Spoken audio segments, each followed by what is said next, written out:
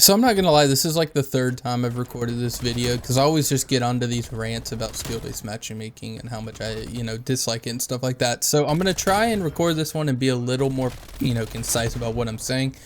This gameplay here, some people may consider it reverse boosted. I don't consider it reverse boosted. I just queued up with a buddy of mine who I've been playing with since Cold War came out.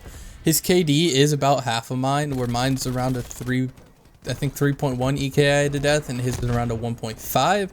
So yeah, I am in easier lobbies than my own. However, it's not like we're in the protected bracket. It's not like we're playing against, players that just aren't very good at the game. So I kind of wanted to point that out before the video, especially, since skill-based matchmaking and reverse boosting is such a big hot topic in Call of Duty right now. So first thing I wanted to talk about is just the fact that, my friends and people that I play with all the time, and especially in past Call of Duties, truly don't want to play in the lobbies that I play in, right? If they do, we get into a lobby, they get slapped around a little bit, they leave because, hey, why am I playing in a lobby like this? That's no fun. And then we get into the point where they have to then host a game, and it's like, okay, well, now I'm playing in a lobby where I'm, shredding people, and I feel kind of bad for the people I'm playing against. And it just leads to this endless cycle of where Call of Duty is kind of stuck in, how do I play this, right? Do I play against people that lower my stats, or do I play against people that raise my stats? There's no in between. There's no randomness in the game, right? It's not where, oh, one game I can do really good, next game I have somebody that plays a little better than me, and then I'm stuck, going back and forth like that, where it is, you get one really good game this game, next game you're going to get slapped around, really hard for the next 4 games or whatever it is, however skill-based matchmaking's doing it. And it seems a bit off to me, and the fact that I have to queue up with friends just to get, good games and have fun, it just seems a little off to me, and I don't think, that's how Call of Duty should be. One of the biggest things I wanted to talk about, and this is my perspective on this, and I know some other people may think a little differently, and we're going to be talking about Drifter's video and the data that him, Ace, and JGod got. And the reason I want to bring this up is I'm not going to talk about the KD or the score per minute of the lobbies that they're in or anything like that, because to me that's the kind of stuff that really does seem kind of random to me, right? I get into lobbies where I have some people that have really high score per minute, some have really low. Taking an average of that seems just kind of weird to me. The one thing that I see talked about a lot, and I talk about this in, the Call of Duty Discord with a couple people, this discussion comes up a lot, is the fact that, the comment Drifter made is that skill-based matchmaking affects your ping and your networking and stuff like that. And to me, I don't think that's as true as they're putting it out to be, and maybe I'm wrong, but looking at the data that they provided and looking at the Excel sheet that Drifter provided in the video, JGod, he goes from a 24 to a 31 ping based off of his low skill count to his high skill count. Drifter goes from a 24 to a 35, and Ace goes from a 53 to an 80. For the first two, we're talking about like a 10 to 11 millisecond difference, where that's almost not even noticeable, right?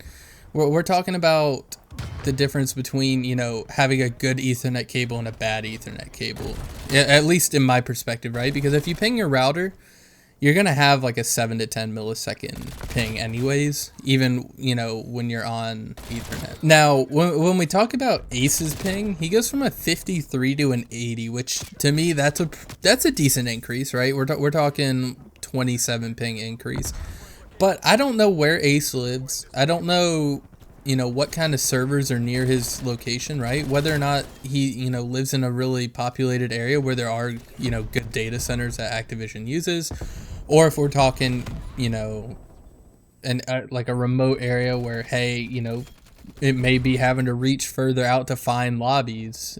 I feel like the ping difference is not as bad as they're making it out to be, right? It's not taking you from a 30 millisecond ping lobby and putting you into a, 180 ping lobby or something like that, right? It's the game's built with things, part of the net code and part of the lag compensation, interpolation, extrapolation, all that kind of stuff that does these sort of things to make it so your game plays fine even when you have a ping difference between you and the enemies, right? And so I don't think that's as big of an issue as people talk about. I don't think it's gonna, make or break the game for you, when your ping goes from a 30 in one lobby to a 45 in the next. I think you won't, if you didn't even have the server latency to view, I don't think you would actually notice it. Is what I'm trying to get at. So I guess to me, the big issue with skill-based matchmaking is the fact that there's no casual game, right? I can't just hop on and have a casual game with my buddies. It's either I'm sweating or, I'm playing against people that I just slap around, but then my teammates don't get the kills that they want. And it's this endless cycle, right? An endless cycle that just keeps everybody kind of just upset about the way it plays, right? And I know we're kind of in a situation now where Activision's like, hey, we have 20 million people who don't give a shit about skill-based matchmaking. We have, 1 million people on YouTube are bitching about it, and they're not going to buy the battle pass. Okay, well, what are we going to do? They raise the prices a little bit of in-store items, and they make their money back that way from, the people who still don't care about it and buy the items anyways. And so we're going to be stuck with this situation where I don't think there's going to be an end to skill-based matchmaking. I don't think Activision's going to get rid of it. I think the more we piss them off, the worse it may get. Truthfully, I think they may increase it, or they're going to remove the methods that people have to where, you can get into lobbies that aren't as sweaty, right? They may start combining my stats with my friend's stats, and then, hey, we're playing in lobbies that are harder for him, a little easier for me, and it's no fun for anybody kind of situation. And I don't think there is a way that this is going to end, truthfully. I really don't. As much as I want it to, and as much as I'm going to support the people who are trying to, get rid of this bull crap, get it out of the game, get rid of the stuff that's, plaguing the game, really. I don't think it's going to go away, and truthfully, I think Activision's only in it for the money. I don't think they really care about the fan base. I don't think they care about us who watch and make YouTube videos and things like that, because if we look at it, we have the battle pass again, right? Which, cool, hey, free content in a sense, right? You can unlock some free stuff without even buying it, which is cool. But we have the same situation where, just like towards, the end of Modern Warfare, we got weapons like the Val and the SPR that just released fully broken. Like, there was no way that it made it past playtesting the way that it did. But here we are with weapons like that, and then eventually they get nerfed after a couple weeks, which you would think would be hot fixed, days in or whatever.